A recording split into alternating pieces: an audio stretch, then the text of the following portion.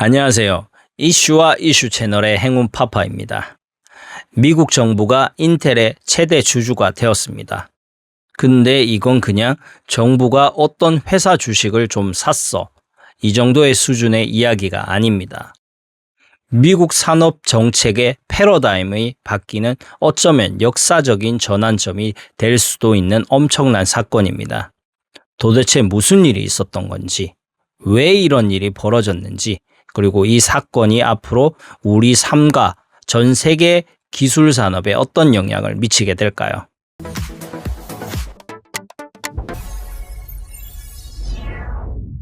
자, 가장 핵심적인 이야기부터 시작해 볼게요. 바로 미국 정부가 인텔의 지분 약 10%를 인수해서 블랙록이나 뱅가드 같은 쟁쟁한 투자사들을 제치고 단숨에 최대 주주로 등극했습니다. 정말 놀랍지 않나요? 마치 정부가 삼성전자의 최대 주주가 되었다고 상상해 보시면 그 충격이 와 닿으실 겁니다. 트럼프 대통령은 소셜미디어에 미국이 이제 인텔의 지분 10%를 완전히 소유하고 통제한다고 발표했어요. 이 말만 들으면 마치 정부가 인텔의 경영에 직접 관여해서 이래라 저래라 할 수 있을 것 같죠. 하지만 현실은 조금 다릅니다.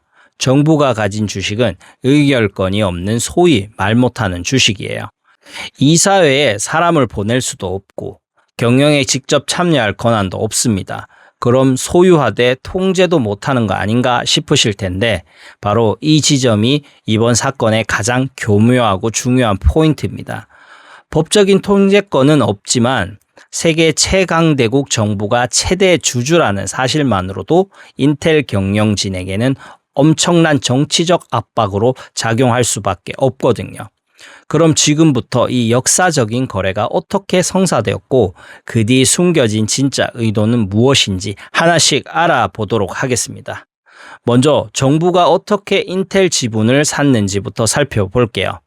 정부가 국고에 수십억 달러를 새로 꺼내서 투자한 게 아닙니다. 이건 기존의 인텔에게 주기로 약속했던 보조금을 주식으로 바꾼 일종의 전략적 전환입니다.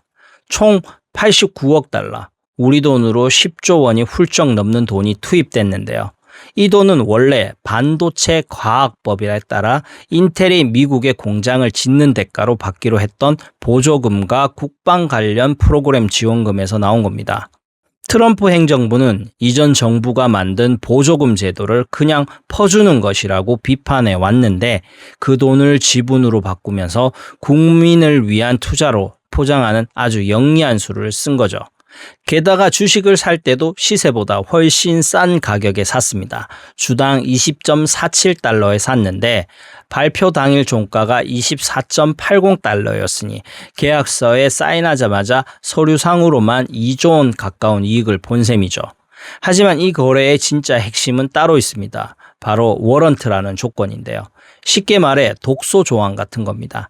만약 인텔이 앞으로 파운드리, 즉 반도체 위탁 생산 사업부를 지분 51% 이상을 팔게 되면 정부가 인텔 주식 5%를 아주 싼 값에 추가로 살 수 있는 권리를 갖게 된 거예요.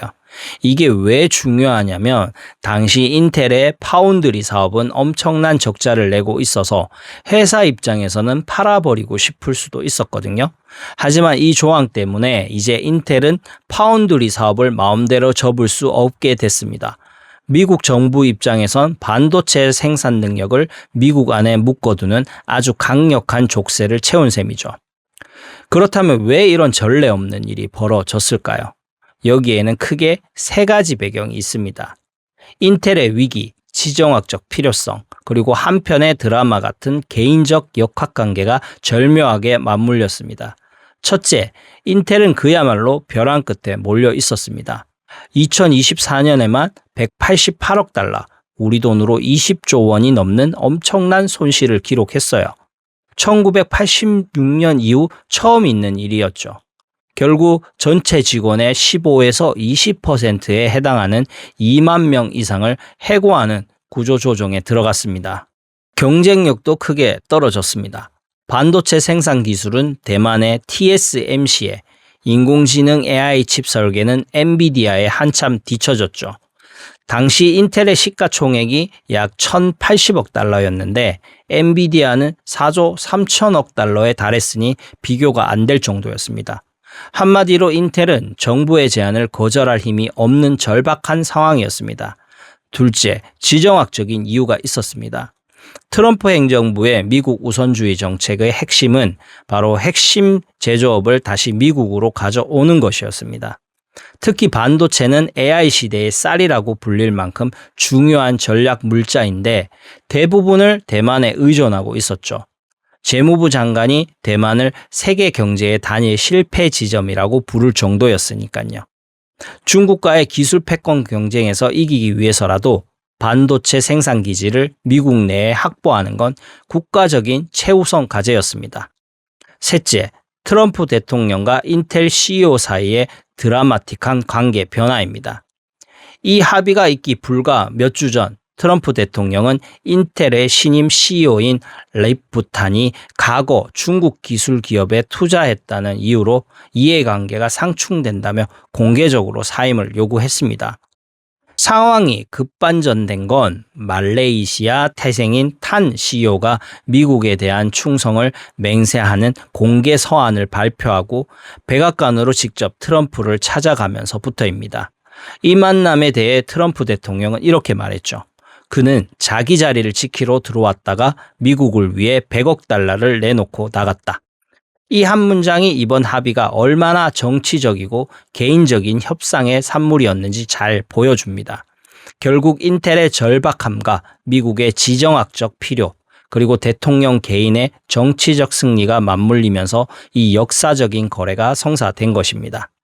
사실 미국 정부가 위기에 빠진 대기업의 주주가 된 건 이번이 처음은 아닙니다. 2008년 글로벌 금융위기 때 제너럴 모터스, GM의 구제 금융 사태를 기억하시나요? 당시 GM이 파산 직전에 몰리자 미국 정부는 경제 전체가 무너지는 것을 막기 위해 무려 60%가 넘는 지분을 인수하며 사실상 GM을 국유화했습니다. 인텔과 GM 모두 미국을 대표하는 상징적인 기업이 위기에 처했을 때 정부가 개입했다는 점은 비슷합니다. 하지만 중요한 차이점이 있습니다. GM 구제금융은 당장 회사가 망하는 걸 막기 위한 긴급 수술이었고 정부가 경영에 깊숙이 개입했습니다. 반면 인텔은 아직 파산 위기는 아니었고 정부 지분도 10% 미만의 의결권이 없는 수동적인 형태죠.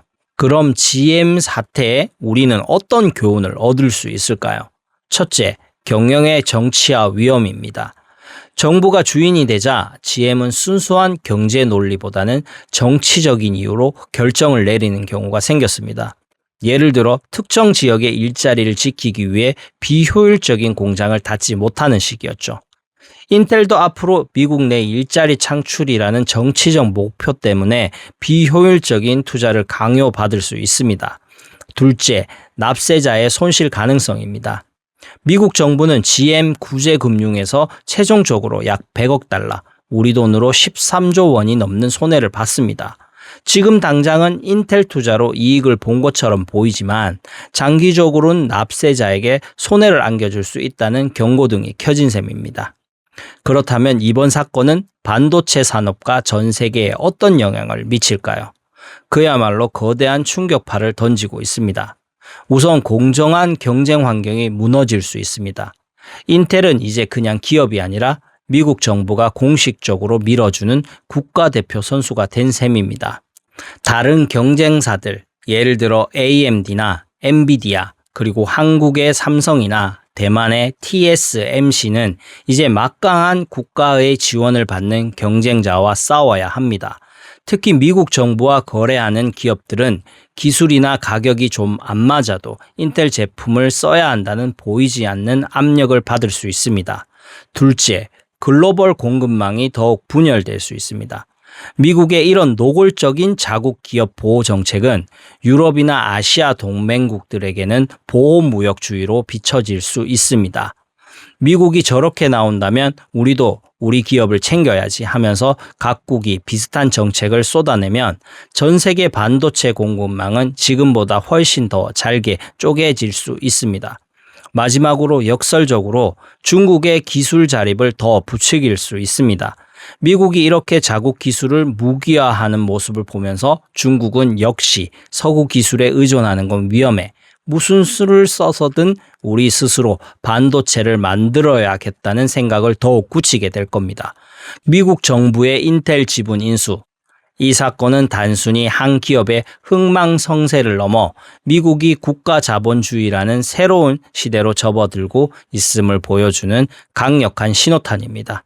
이제 정부는 단순히 시장을 감독하는 심판이 아니라 직접 경기에 뛰어드는 선수가 될 수 있다는 선례를 남겼습니다.